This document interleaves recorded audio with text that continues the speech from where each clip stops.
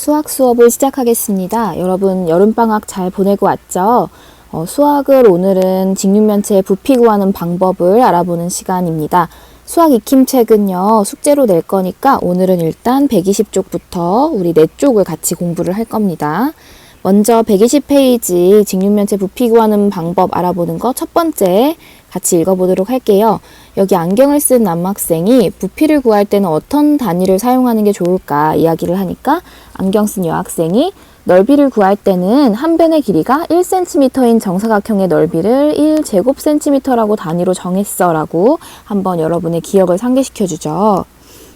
자, 넓이 구하는 공식이 있었죠. 가로 곱하기 세로 이런 식으로 구했었어요. 그래서 만약에 여기가 1cm 그리고 여기가 1cm였으면 이 두 개를 곱해줘서 1제곱cm가 됐었습니다. 그러면은 부피를 나타낼 때는 어떻게 하는지 같이 읽어보도록 할게요. 부피를 나타낼 때 한 모서리의 길이가 1cm인 정육면체의 부피를, 이제는 입체도형입니다. 정육면체의 부피를 단위로 사용할 수 있습니다. 이 정육면체의 부피를 1세제곱cm라고 쓰고 1세제곱cm라고 읽습니다. 여기에 한번 여러분 똑같이 따라 써보세요. 그래서 여기서는 1cm를 3번 곱해준다는 뜻에서 이렇게 작게 위에 3이라고 써준 겁니다. 자, 그러면은 다음 물건 중에서 부피가 1세제곱cm와 가장 비슷한 물건을 찾아보세요. 1cm가 요 정도 되겠죠, 여러분? 그러면 1cm, 1cm 돼서 요 정도 크기가 되는 물건이 뭐가 있을까요? 수학책은 당연히 훨씬 더 크겠죠? 필통도 아닐 거고요. 책가방은 훨씬 큽니다. 리모컨도 아니고요. 그럼 여기 각설탕 같은 경우에는 이렇게 1cm, 1cm, 1cm 비교적 굉장히 규칙적인 길이를 가진 물건이라고 할 수 있습니다. 그 다음 장으로 넘어가 보겠습니다. 직육면체의 부피를 구해봅시다. 이번에는 우리가 이전 시간에 공부했을 때 단위가 없다면 또 다른 물건에서 그 단위를 찾으면 된다라고 이야기했었는데요. 바로 쌓기나무를 사용해서 부피를 구해보는 겁니다. 1세제곱cm라는 거는 그림에 이렇게 나와 있는 것처럼 한 모서리가 1cm인 정사각형, 정육면체를 뜻합니다. 그러면 이거를 이 1세제곱cm가 몇 개나 들어있는지를 세보면 부피를 구할 수 있어요. 이거 한번 먼저 1번 구해볼까요? 하나, 둘, 셋, 4개죠? 그럼 바로 4라고 쓰면 됩니다. 아주 쉽죠? 두 번째 거는 세보면 하나, 둘, 셋, 넷인데 뒤에 또 4개가 더 있어요. 그러면 이거는 8개. 그 다음에 3번 봅시다. 그럼 얘는 일단은 한 층에 몇 개가 있는지 세보면 됩니다. 얘는 하나, 둘, 셋, 넷, 다섯, 여섯, 일곱, 8개가 있는데 8개가 몇 개로 되어 있어요? 2층이 있죠. 이렇게 곱해주면은 16개가 있고요. 이거는 한 층으로만 되어 있네요. 이거 더 일일이 세도 되고요. 또는 가로 곱하기 세로로 쉽게 구할 수 있죠. 하나, 둘, 셋, 넷. 4개에다가 세로 하나, 둘, 셋, 넷. 이렇게 16개인 거 알 수 있습니다. 이렇게 구할 때는요. 여기 4개, 여기 4개, 여기 겹쳐도 상관없어요. 4개, 4개 곱해주면 됩니다. 그 다음에 이거는 하나, 둘, 셋, 넷. 하나, 둘, 셋, 넷. 16개죠. 4, 4, 16에다가 몇 층이에요? 2층. 그래서 32개 이렇게 써줘도 됩니다.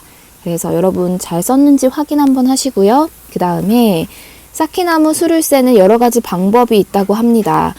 먼저 한 층씩 차례로 세는 경우도 있고요. 이거는 나는 내가 제대로 계산을 하는지 모르겠어 라는 친구들은 일일이 셀 수도 있는데 굳이 한 층에 있는 나무도 일일이 셀 필요는 없죠. 그래서 선생님이 정리를 한번 해볼게요. 첫 번째는 일단 한 층을 먼저 세는 겁니다.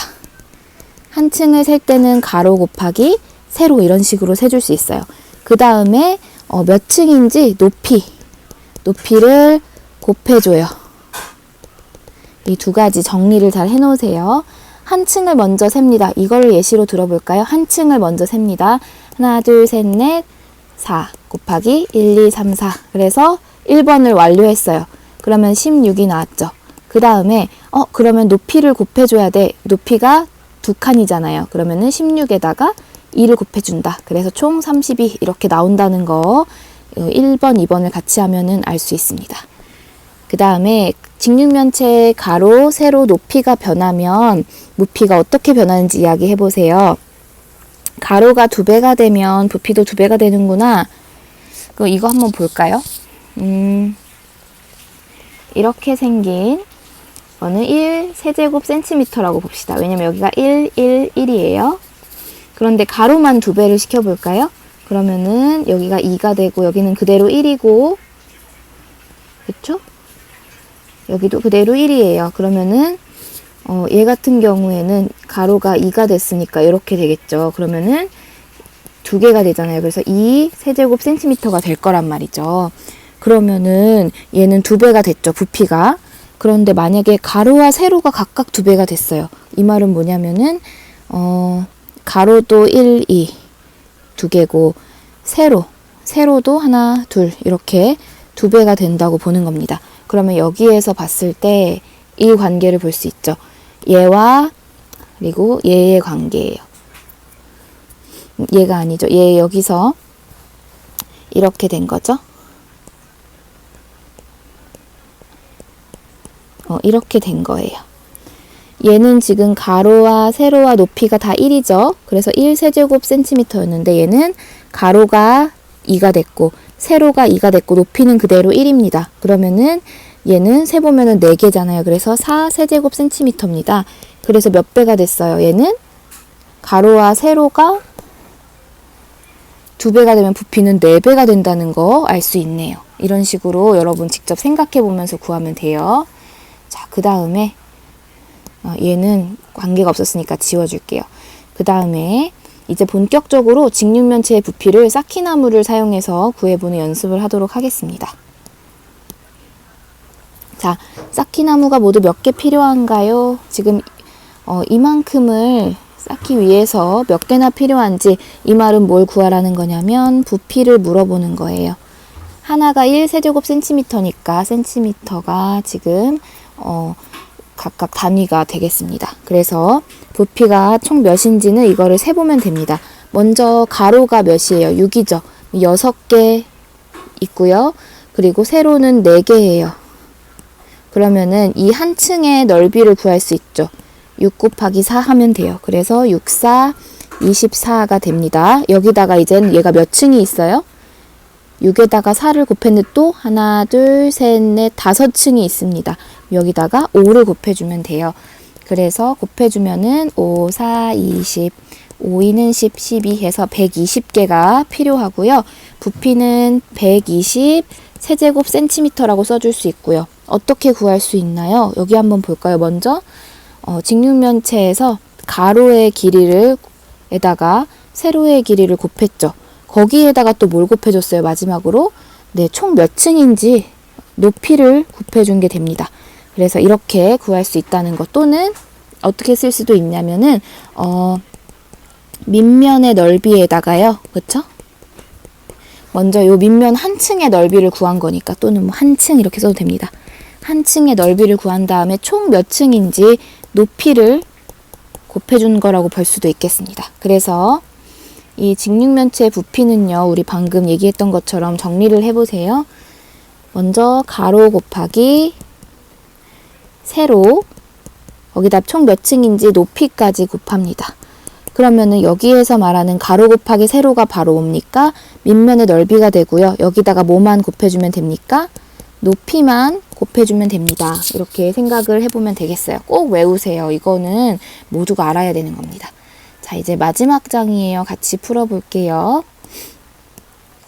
직육면체의 부피를 구하는 방법을 이용해서 직육면체 부피 구하는 방법 방금 전에 배웠어요. 써볼까요? 가로 곱하기 세로 곱하기 높이입니다. 자, 이번에는 뭘 구할 거냐면 정육면체의 부피를 구할 거예요. 정육면체의 부피도 가로 곱하기 세로 곱하기 높이가 적용이 되는데, 문제는 가로 세로를 몰라. 높이만 알아요. 이거 어떻게 부피 구할 수 있을까? 여러분, 여기서 알아차려야 하는 거는 바로 우리가 이전에 왜 공부를 차례차례 해야 되는지, 정육면체의 부피는 정육면체가 일단 뭔지를 알아야 구할 수 있어요. 정육면체는 모든 면이 다 정사각형으로 되어 있는 것이 정육면체입니다. 그래서 정육면체는 정사각형으로 돼 있죠. 정사각형의 특징이 뭐예요? 가로와 세로를 포함한 모든 변이 다 똑같은 길이에요. 그래서 정육면체의 부피는 가로, 세로, 높이를 구한다고도 할 수 있겠지만 지금 모든 변이 다 똑같기 때문에 여기서는 이게 다 뭐예요? 5로 똑같겠다. 높이든 가로든 세로든 다 5로 똑같겠다 알 수 있어요. 그래서 5 곱하기 5 곱하기 5를 해주면 됩니다. 그래서 5, 5, 25에다가 5를 곱해볼게요. 5, 5, 25, 5, 2는 10, 100, 5가 되는 겁니다. 그쵸? 5, 25, 5, 2는 125가 되는 겁니다. 이렇게 써주면 되고요. 자, 그러면 한 모서리의 길이로 정육면체 부피 구하는 방법을 써보세요. 여기가 바로 한 모서리죠. 이 모든 것이 다 한 모서리가 될 수 있어요. 왜냐하면 정육면체는 모든 모서리가 다 똑같기 때문에 얘도 한 모서리죠. 그러면 이거 어떻게 써줄 수 있냐면 자, 한 모서리의 길이 곱하기 여기가 가로가 마치 한 모서리의 길이죠. 여기가 세로죠. 세로도 곱해줘야 되는데 부피는 여기도 마찬가지로 똑같이 한 모서리의 길이가 됩니다. 그리고 높이를 또 곱해줘야 되잖아요. 그럼 높이도 뭐가 돼요? 한 모서리의 길이랑 똑같죠. 이렇게 써주면 됩니다. 그래서 결국에 얘는 한 모서리의 길이를 3번 곱해주면은 부피를 구할 수 있어요. 그러면 실제로 한번 부피를 구해보고 마무리 짓도록 할게요. 얘는 정육면체인 것 같습니다. 그쵸? 왜냐하면은 모든 모서리의 길이가 똑같아요. 이럴 때 어떻게 구한다? 한 모서리를 3번 곱한다. 15 곱하기 15 곱하기 15. 그쵸? 그러면은 15 곱하기 15 곱하기 15 해볼게요. 15 곱하기 15를 먼저 해보면 5, 5, 25. 5, 1은 5에다가 2 더하니까 7. 1, 5는 5. 여기다 1, 1은 1. 더해주면 5 내려오고 7이랑 5 더하니까 12. 225고요. 이게 끝이 아니에요. 15가 남았죠. 225 곱하기 15까지 해줘야 됩니다. 5, 5는 25, 5, 2는 10, 12, 5, 2는 10, 12, 5, 2는 10에다가 11, 그리고 1, 5는 5, 1, 2는 2, 1, 2는 2 해서 더해주면은 얘는 파란색으로 써줄게요. 5랑 5 더하니까 10, 3 더하기 2는 5, 1 더하기 2는 3, 그리고 1 내려와서 얘는 1350 단위는 세제곱 센티미터가 됩니다. 그 다음에 이 책의 직육면체 부피 구해볼게요. 책은 가로, 세로, 높이 다 곱해볼게요. 먼저 쉽게 구할 수 있는 방법은 바로 이겁니다. 20이랑 6을 먼저 곱해볼까요? 그러면은 6이 12에다가 0을 붙여서 120이 되죠? 여기다가 27을 곱하는 겁니다. 그럼 선생님은 먼저 0을 잠깐 빼놓고 생각할 거예요. 27을 먼저 곱해줄게요. 0은 나중에 붙여줄 겁니다. 자, 그러면은 7이 14, 7일은 7, 8, 2는 4, 2일은 2, 그래서 4, 8이랑 4 더하면 12, 324인데 0이 있었죠? 이렇게. 그래서 얘는 3240 세제곱 센티미터라고 해줄 수 있고요. 그 다음에 컴퓨터 본체도 한번 구해보도록 할게요. 가로, 세로, 높이를 곱해줘야 됩니다. 그러면은 먼저 이거 이렇게 다 곱하면 숫자가 너무 커지니까 얘랑 얘부터 해볼까요? 얘는 0이 2개 있으니까 먼저 00이 붙겠다. 그쵸? 그리고 5, 4, 20, 2000이네요. 그러면은 이 03개를 떼놓고 시작할게요. 그러면은 15 곱하기 2를 먼저 해주겠습니다. 볼게요. 그러면은 2, 5, 10, 2일은 2, 30이죠? 그러면은 30에다가 03개를 붙이면은 3만이 되죠? 그래서 얘는 3만 세제곱 센티미터 이렇게 써주면 되겠습니다. 여러분 여기까지 잘 따라왔나요? 모르겠으면은 영상을 한 번씩 더 돌려보면서 제대로 이해할 때까지 공부를 해주길 바라고요. 오늘은 수업은 여기까지 들었지만 지금부터 여러분이 해야 하는 거는 바로 수학 익힘책 80에서 83쪽을 푸는 겁니다. 자, 그러면은 수학 시간은 수학 익힘 끝내고 나서 마치도록 할게요.